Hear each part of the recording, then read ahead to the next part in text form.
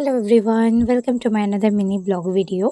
আর আজকে আমি আর ডনাদি একসাথে টুইনিং করে ড্রেসটা পরেছি, তো আমাদেরকে কীরকম লাগছে কমেন্টে জানাবে।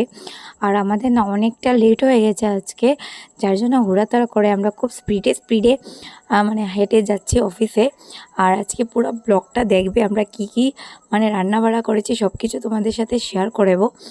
আর ডোনাদি আমার করবো কি বললাম, আচ্ছা করব। আজকে ডোনাদি সব কিছু মানে রান্না করেছে।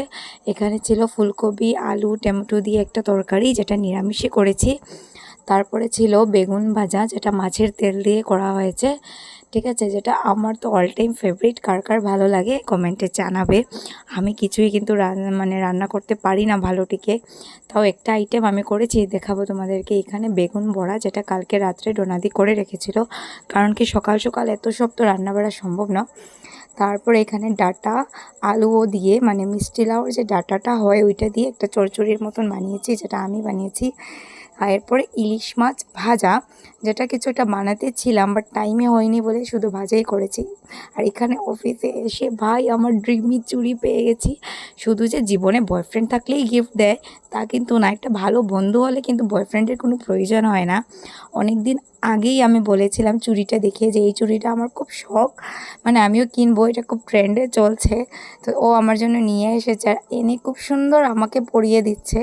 তো কার কার লাইফে এরকম একটা ফ্রেন্ড আছে কমেন্টে জানাবে। ওর সাথে কিন্তু আমার অফিসেই মানে এসে পরিচয় হয়েছে, আলাদাভাবে কোনো পরিচয় ছিল না, বাট আমরা খুব অল্প সময়েই খুব ভালো বন্ধু হয়ে গেছি।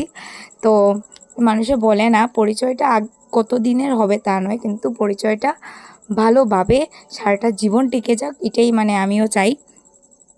আর আমি চুড়িটা পেয়ে এত খুশি, তোমরা আমার মুখটাই দেখে বুঝতে পারছো। আর এই কালারটাও আমার খুব পছন্দ হয়েছে, খুবই বেশি পছন্দ হয়েছে। তো আমি ওদেরকে বলছিলাম, এই দেখো আমার বয়ফ্রেন্ড আমাকে গিফট করেছে বলে ওকে আমি জড়িয়ে ধরছি, মানে আমার এত খুশি লেগেছে। তোমরা কমেন্টে জানাবে।